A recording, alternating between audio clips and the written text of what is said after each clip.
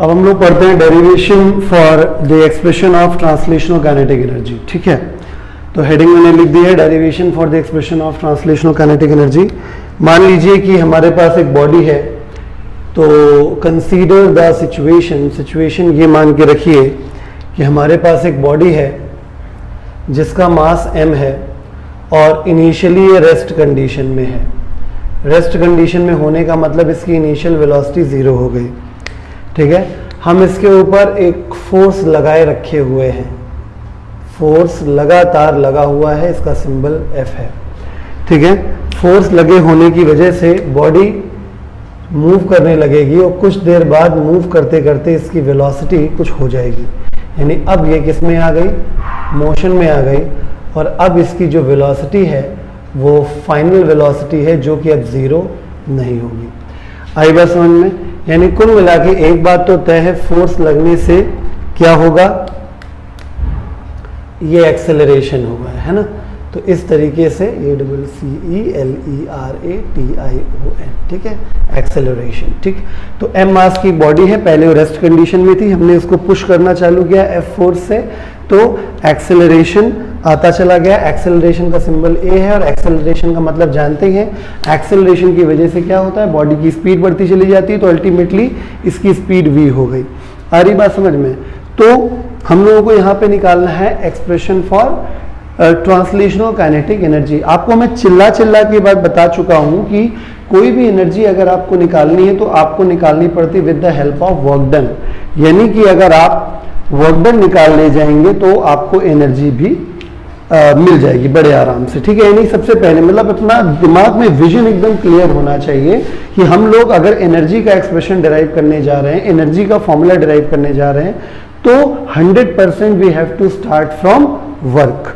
ठीक है, क्योंकि वही वर्क एज अ एनर्जी हमारे लिए सामने आएगा। चलिए तो देखते हैं। वी नो दैट, हम लोग क्या जानते हैं, जो वर्क डन का फॉर्मूला होता है वो होता है W = Fs cos थीटा। तो जैसा कि आप देख पा रहे हैं, जिस तरफ फोर्स है उसी तरफ डिस्प्लेसमेंट हो रहा है।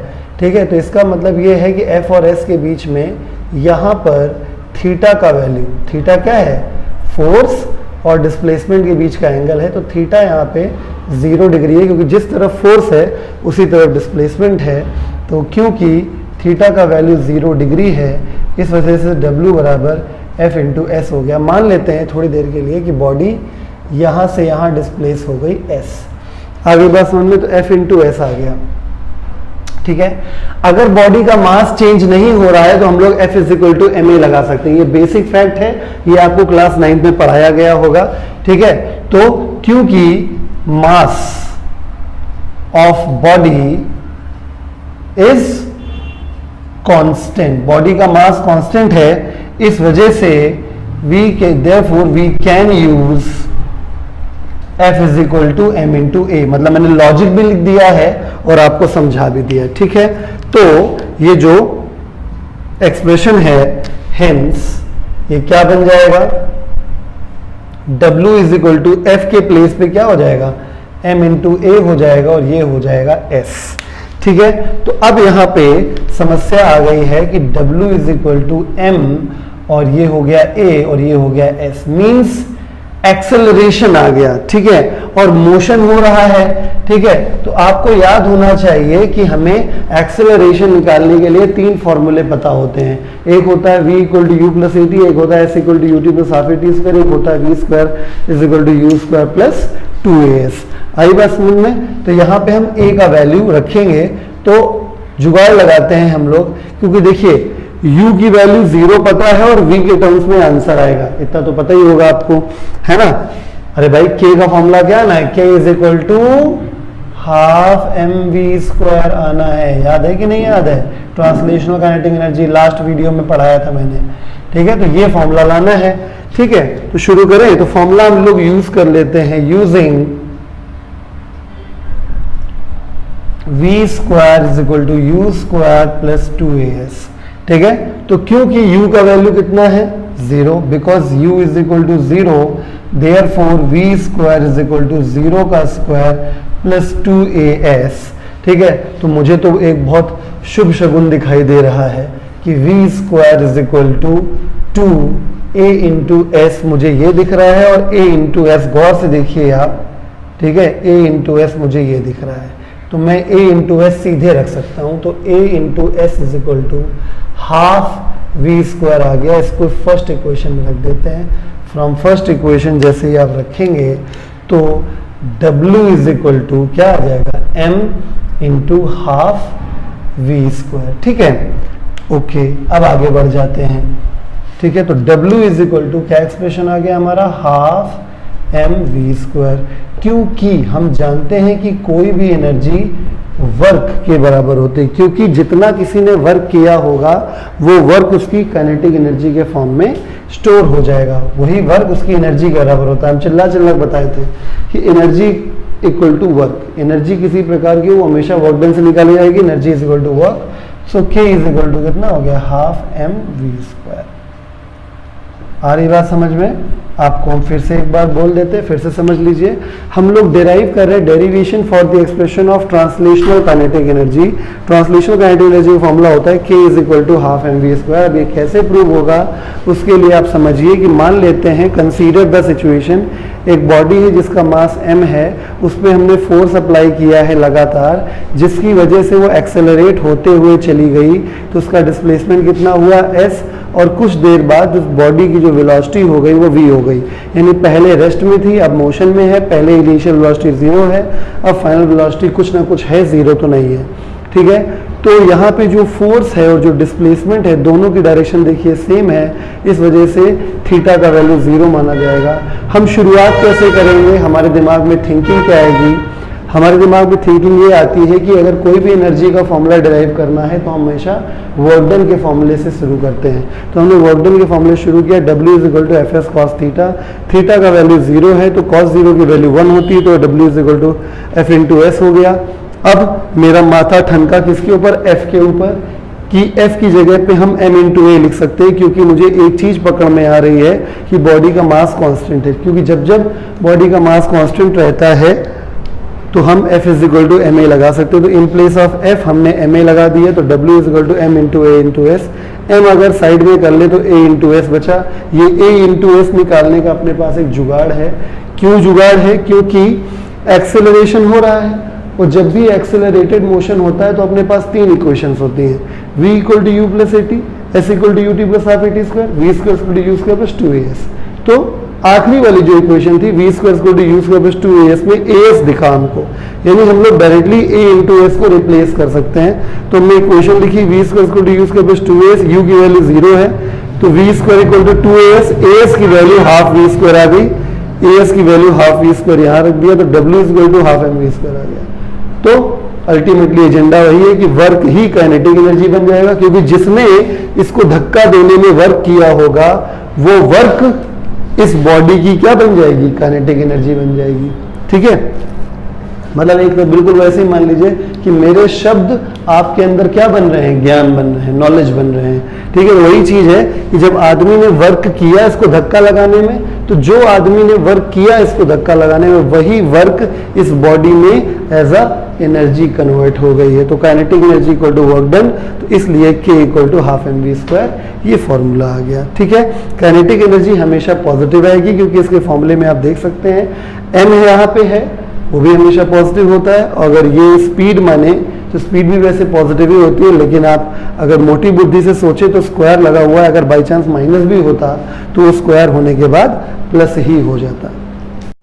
चलिए हम लोग न्यूमेरिकल्स करेंगे। क्वेश्चन अपनी कॉपी में नोट कर लीजिएगा। ठीक है, सोल्यूशन पे आते हैं हम लोग सीधा सीधा। सोल्यूशन क्या है, सोल्यूशन ये है, calculate the kinetic energy of a body of mass 2 kg। एक बॉडी है जिसका मास 2 kg है, ठीक है, मूविंग विद स्पीड, जिसकी स्पीड 10 मीटर पर सेकेंड है।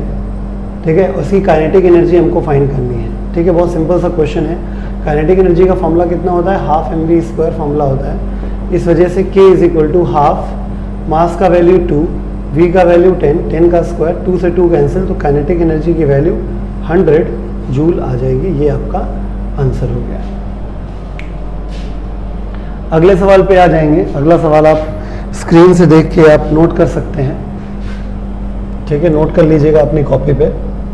अगला जो सवाल है उसके सोल्यूशन पे आ जाए हम लोग अगर, तो सोल्यूशन ये है, how fast should a man weighing 600 Newton. एक आदमी का जो वेट है, वेट W, अब W कंफ्यूजन हो सकता है, तो वेट का फॉर्मूला होता है m इंटू जी, यानी m इंटू जी की वैल्यू 600 हमको दे रखी गई है। Run so that it's kinetic energy is, ठीक है, इसकी काइनेटिक एनर्जी जो दे रखी गई है वो 750 जूल दे रखी गई है। g की वैल्यू 10 है, तो देखिए आप यहाँ पे mg की वैल्यू 100 है, इसका मतलब m इंटू जी की value 10 is equal to 600, implies that जब हम डेसिमल एक जीरो से एक जीरो काट देंगे तो m की वैल्यू कितना आ गया 60 kg।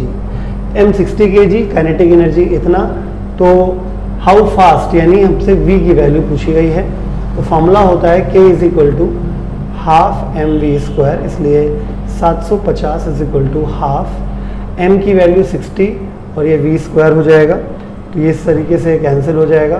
तो इसको जब सॉल्व करेंगे तो v की वैल्यू 5 मीटर पर सेकेंड आ जाएगी। ठीक है, नेक्स्ट क्वेश्चन आप नोट कर लीजिए अपनी कॉपी में, मैं सोल्यूशन पे आता हूं। ध्यानपूर्वक देखें, इसमें लिखा है how is the kinetic energy of a moving cart affected if mass is doubled. Mass is doubled, सुनिए मैं ए पार्ट की बात करता हूँ। इनिशियल काइनेटिक एनर्जी अगर मैं K1 मानूं तो हाफ m v स्क्वायर, ठीक है, इक्वेशन नंबर फर्स्ट। और फाइनली मतलब बाद में काइनेटिक एनर्जी कितनी, सेकंड केस में कितनी है, मास इज डबल्ड, यानी केवल मास में डबल किया गया, यानी m की जगह पे 2m हो गया, बाकी सब कुछ सेम है, यानी इक्वेशन नंबर 2। अगर मैं फर्स्ट को सेकंड से डिवाइड कर दूं, ऐसे क्वेश्चन हमेशा ऐसे ही किए जाते हैं कि रिलेशन पूछा जाए जब भी इनिशियल और फाइनल में, तो हमेशा पहले एक के लिए फॉर्मूला लिखिए, फिर दूसरे के लिए फॉर्मूला लिखिए, फिर डिवाइड कर दीजिए। तो 1/2 या 2/1 कुछ भी कर लीजिए, तो K1/K2 हो जाएगा। अगर मैं 1/2 करता हूँ, हाफ से हाफ कैंसिल हो जाएगा, m इंटू वी स्क्वायर इधर हो जाएगा, और ये 2m इंटू वी स्क्वायर ये हो जाएगा, वी स्क्वायर से वी स्क्वायर, m से m कैंसिल, ये 1 हो गया। तो K1/K2 इज इक्वल टू 1:2। तो अगर आप क्रॉस मल्टीप्लाई कर लेंगे तो K2 is equal to 2K1, यानी काइनेटिक एनर्जी जो है वो पहले से डबल हो जाएगी। ठीक है, अब हम इसके बी पार्ट के बारे में बात करेंगे। ठीक है, मैं रब कर रहा हूं इसको, इसके बी पार्ट के बारे में बात कर लेते हैं। बी पार्ट में क्या है, बी पार्ट में its velocity is reduce to 1/3 of the initial velocity. देखिए मैंने जो मेथड बताया वही करना है। इनिशियल पहले हाफ एम वी स्क्वायर कर लीजिए, इक्वेशन नंबर 1, और बाद में जो काइनेटिक एनर्जी है वो इस तरीके से है कि मास में तो कोई छेड़छाड़ नहीं हुई, लेकिन वेलोसिटी बाई 3 हो गई। तो बाई 3 जब हो गया है तो हम इसको डिवाइड कर देंगे तो 1/2 हो जाएगा। सो K1/K2 इज इक्वल टू 1/2 से 1/2 कैंसिल, ऐसे या तो ऐसे कर लीजिए, 1/2 m वी स्क्वायर ये हो गया, 1/2 m वी स्क्वायर बाई 9 ये हो गया। तो m से m, हाफ से हाफ कैंसिल हो जाएगा, ये 9 ऊपर चला जाएगा, वी स्क्वायर से वी स्क्वायर कैंसिल, 1 आ जाएगा। तो K1/K2 इज इक्वल टू 9 हो गया। तो यहाँ से K2 is equal to K1/9, ठीक है, यानी 1/9 times of K1। K2 is equal to 1/9 times of K1 आ जाएगा। ठीक है, ये इसका बी पार्ट भी हो गया। नेक्स्ट क्वेश्चन पे आते हैं हम लोग। क्वेश्चन आप नोट कर लेंगे अपनी कॉपी में, सोल्यूशन में बता रहा हूं, फिर वीडियो पॉज करके आप सोल्यूशन भी नोट कर सकते हैं।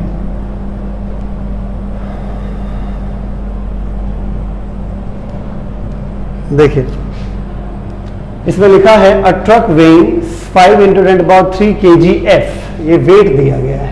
ठीक है, तो kgf जितना दिया होता है उतने kg होता है मास, मतलब वेट जितने kgf मास उतने kg हो जाता है, यानी 5 × 10³ kg मास है। समझ गए ना, वेट 5 × 10³ kgf है, तो मास 5 × 10³ kg हो जाएगा। एंड ये ट्रक का है तो मास ऑफ ट्रक हो गया, और मास ऑफ कार्ट 500 kgf यानी 500 kg। ठीक है, are moving with same speed. Okay, तो अगर हम स्पीड ऑफ ट्रक ले लेते हैं तो v मान लें, और स्पीड ऑफ कार्ट मान लेते हैं तो उसको भी v मान लें, क्योंकि सेम दिया गया है। तो compare their kinetic energies, compare का मतलब रेशियो निकालना है, यानी kinetic energy of truck is to kinetic energy of cart, ये फाइंड करना है। चलिए, तो kinetic energy of truck upon kinetic energy of cart equal to half mass of truck speed of truck का whole square, half mass of cart speed of cart का whole square. Half से half cancel हो जाएगा। Kinetic energy of truck upon kinetic energy of cart. Mass of truck is 5000, 5 × 10³ है ना, 5000 हो जाएगा, और ये 500, और दोनों का v सेम है, तो ये भी v स्क्वायर है और ये भी v स्क्वायर है, ये कैंसिल हो गया। तो जब काटेंगे तो ये 10 टाइम्स कटेगा। तो kinetic energy of truck upon kinetic energy of cart equal to 10:1। ये आपका आंसर आ गया। ठीक है, अब हमको देखना है ये वाला सवाल। क्वेश्चन आप नोट कर लीजिए, मैं सॉल्यूशन पे आता हूं।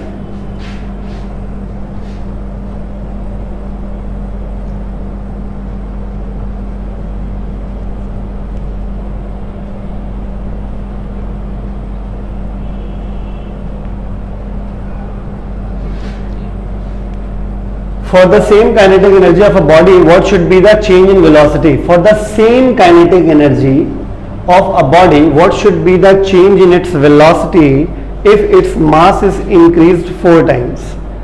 ठीक है, अगर काइनेटिक एनर्जी वही रखा जाए, यानी अगर पहले काइनेटिक एनर्जी K1 भी K है और बाद में भी K रखा जाए, ठीक है, what should be the change in velocity if its mass is increased 4 times? यानी पहले मास जो था वो अगर m है तो बाद का मास 4m आ गया है।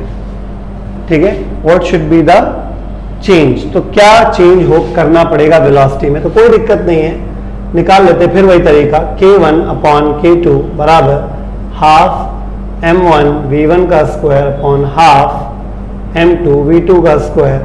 K1 की वैल्यू K है, K2 की वैल्यू K है, हाफ हाफ कैंसिल हो गया।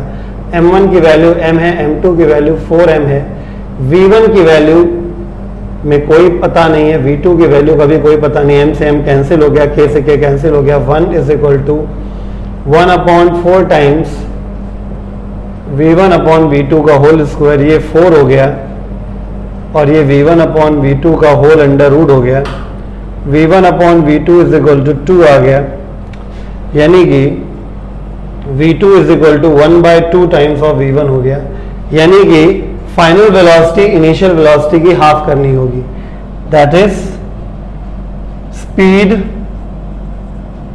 Should be